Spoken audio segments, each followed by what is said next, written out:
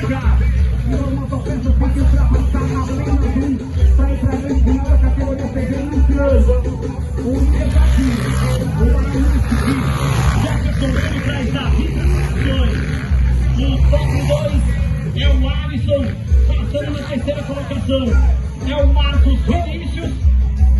Agora é vice-líder o Marcos Vinícius. Deus, é o quarto. Já ali é o quinto. O sexto é o Igor. O Iguinho tem que ultrapassar apenas. E vai para a grande final. Marcos Vinícius, Alisson, Deus e já. E o Igor finaliza as 6 primeiras colocações. Detalhe que, terminando aí, vamos para a nacional iniciante, classificatória, depois 7 finais, no total de 9, sem parar. E depois aí o pessoal da manutenção vai dar um show.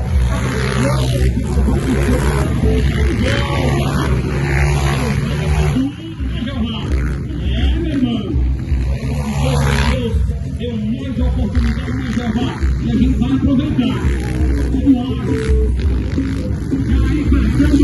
Pelos instantes finais da classificação, o líder da categoria é o baixo, Jefferson Brito.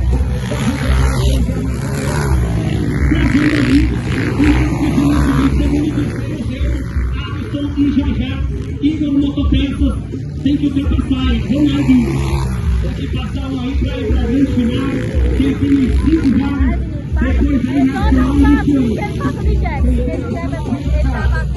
Próximo domingo, próximo final de semana, sábado, domingo de motocross. Domingo tem 20 minutos.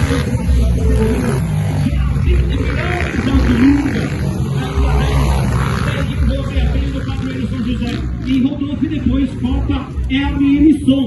Essa é a agenda aí dos próximos eventos. São um total de 22 eventos seguidos.